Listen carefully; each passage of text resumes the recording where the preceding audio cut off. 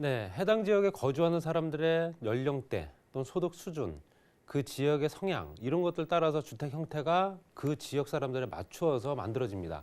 그렇기 때문에 주택에 관련된 수요가 현재 젊은 세대에 있을 테고요. 또 노령층도 있습니다. 그렇기 때문에 이런 부분의 수요의 특성을 알게 되면 그 지역이 젊은 층들이 많이 운집하는 지역이다. 아니면 노령층이 많은 지역이다에 따라서 투자의 방향성이 달라지겠죠. 당연히 젊은 층들, 특히 이제 생산 가능 인구들이 많이 몰려있는 지역에 투자하시는 게 맞는 얘기고요. 여러 가지 조건상 실제적으로 그런 지역들이 어떤 형태로 또 현재 주택 가격이 형성되는지도 아셔야 됩니다. 그렇기 때문에 이런 부분을 가지고 한번 주택 수요의 세대별 특성을 가지고 한번 말씀드려 보겠습니다.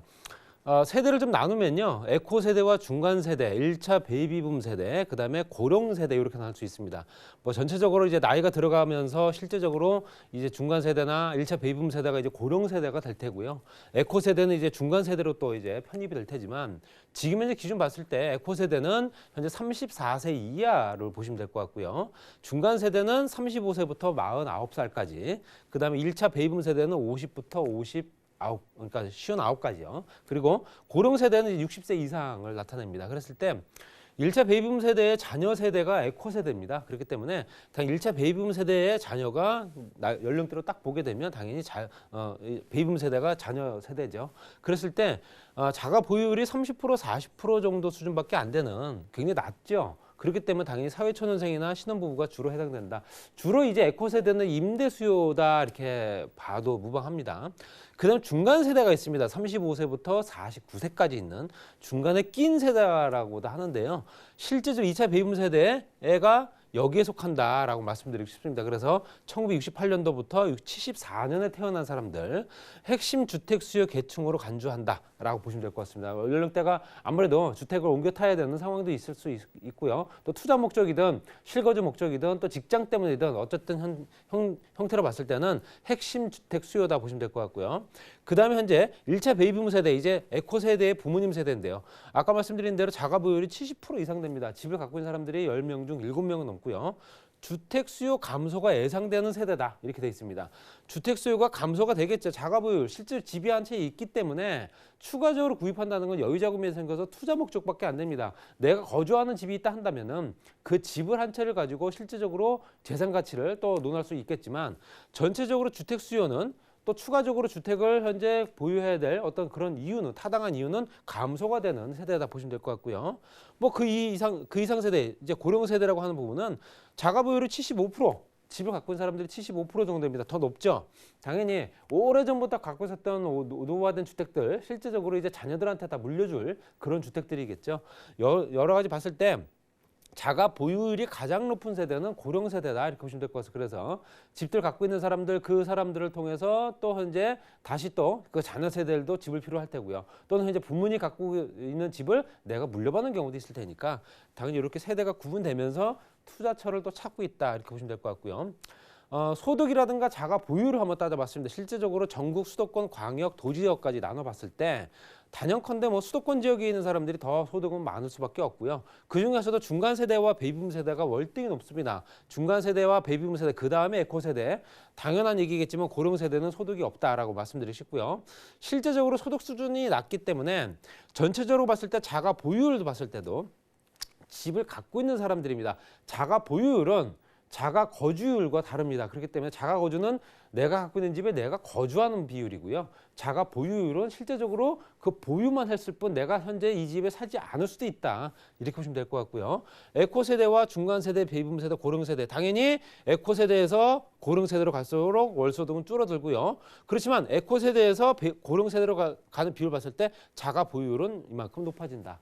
말씀드린 대로 현재 내가 고령 세대가 집을 굳이 팔아야 될 이유가 없죠. 그렇기 때문에 또 그렇다고 해서 좋은 지역에 내가 투자를 하려고 움직일 수도 없는 세대이기 때문에 자가 보유율, 현재 집을 갖고 있는 사람들이 그만큼 많다 보시면 될 것 같고요. 그다음에 인구수는 뭐 여러 차례 말씀드렸지만 2030년도가 이제 정점입니다. 실제적으로 이때가 이제 딱 분기점인데요. 이때까지부터 2030년 이후부터는 인구가 감소한다 보시면 될 것 같고요. 현재 2030년도까지는 조금씩 늘어난다. 그렇지만 밑에 있는 곡선을 한번 보십시오. 저게 가구수입니다.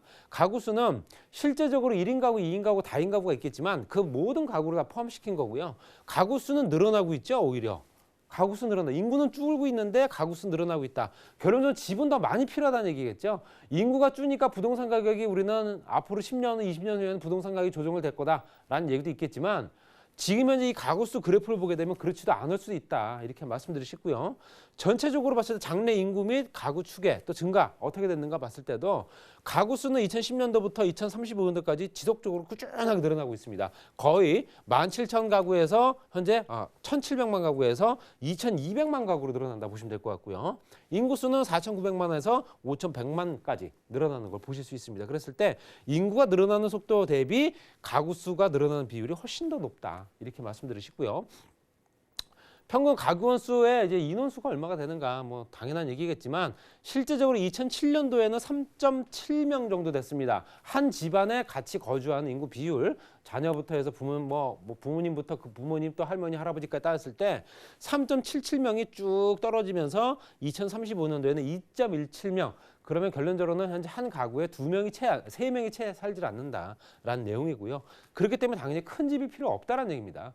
예전처럼 현재 중량평수 30대, 40평대 사실 크게 빈 방이 2개, 3개씩 그냥 텅텅텅 비어서 현재 먼지만 쌓이는 그런 형태로 가기 때문에 굳이 방이 3개고 4개고 필요 없이 방 2개만 된다라고 계산하기 때문에 당연히 소형주택의 인기가 더욱더 높겠죠. 그리고 연령대를 봤을 때도 가구수 말씀드린 대로 핵심 수요 계층이 35세부터 54세까지 집을 갈아타거나 현재 주택을 필요로 하는 사람들이죠. 이런 사람들이 현재 인구 비율은 현재 조금씩 줄고 있습니다. 핵심 수요층이 이제 고령 세대로 가기 때문에 그렇다 이렇게 말씀드리고 싶고요. 여기서 이제 에코 세대 24세 이하부터 34세 미만 34세까지 요 에코 세대가 이제 현재 핵심 수요 계층으로 다시 또 이제 옮겨 타겠죠. 그러면서 현재 이 비율은 조금 더 높아질 겁니다. 그렇기 때문에 현재 우리나라 현재 저출산 때문에 문제가 생기긴 하지만 그래도 현재 있는 인구를 비율을 따졌을 때는 전체적으로 조금씩은 움직이고 있다 말씀드리고 싶고요. 현재 연령대별 가구 수 증감 가구 수가 얼마나 증감됐는가 봤을 때 실제 65세 이상부터 해서 맨 아래 24세 이하까지 봤을 때는 실제적으로 현재 가구 수가 증감되는 부분, 가구 수가 늘어나는 비율을 봤을 때는 65세 이상의 비율이 엄청나게 늘어나고 있습니다. 우리 고령 세대들, 혼자 사는 독거노인들 굉장히 많아지고 있죠. 그렇기 때문에 현재 24세 이하나 아니면 25세부터 현재 그 세대들 또는 35세부터 44세까지 핵심 수요 계층도 현재 좀 늘어나야 되는데 조금씩 줄고 있는 상황이고요.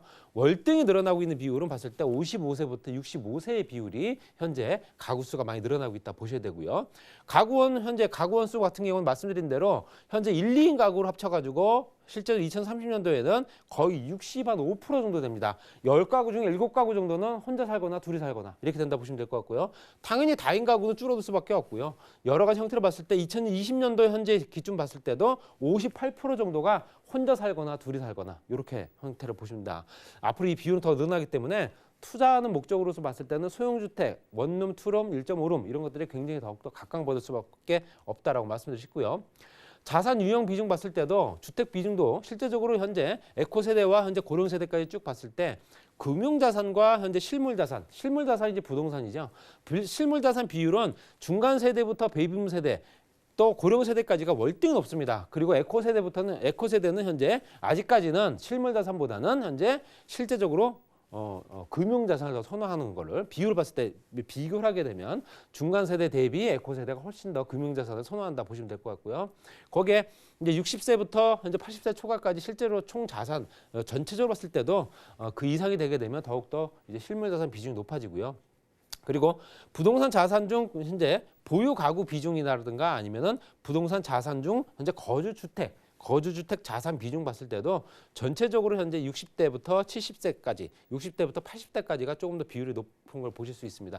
여러 가지 여건상 실제적으로 부동산 자산 에코 세대나 현재 거주주택 자산 비율 중 봤을 때 내가 갖고 있는 부동산 비율 중에서도 거주주택 비중이 월등히 높다는 얘기겠죠. 이렇기 때문에 이런 부분을 따지게 되면 내 집 마련하는 게 꿈이기 때문에 당연히 이런 비중은 높을 수밖에 없다라고 말씀드리고 싶습니다. 그리고 당연히 집을 마련하게 되면 빚이 생깁니다. 그 빚이 생기는 게 부채죠. 가계부채라고 이제 통칭하는데 전체적으로 가계대출에는 실제 생활자금 대출부터 해서 여러 가지 다 포함되지만 그 중에서도 주택담보대출 비율이 굉장히 높을 수밖에 없습니다. 당연히 빚을 내지 않으면 집을 살 수가 없는 상황이죠. 그렇지만 지금 현재 정권에서는 빚을 못 내게 해서 집을 못 사기 때문에 그 수요가 다시 전세 수요로 쏠리고 있다라고 말씀드리고 싶습니다. 그래서 임대 시장들이 굉장히 불안할 수밖에 없는 조건이고요. 전체로 보시더라도 에코 세대부터 해서 중간 베이비붐 고령 세대까지 봤을 때 가장 대출 또는 부채 비율이 높은 세대는 벌이가 가장 좋은 중간 세대나 베이비붐 세대가 포함됩니다. 여러 가지 생활 능력이 있기 때문에 현재 대출을 받아도 이자를 감당할 수가 있겠죠. 그렇지만 감당할 능력이 떨어지게 되면 당연히 그 집들은 실제적으로 이제 여러 가지 여건상 다시 제3자에게 처분될 수밖에 없는 조건이다. 그렇지만 도표로 봤을 때는 중간 세대와 베이비붐 세대가 그래도 가장 핵심 수요 계층이고요.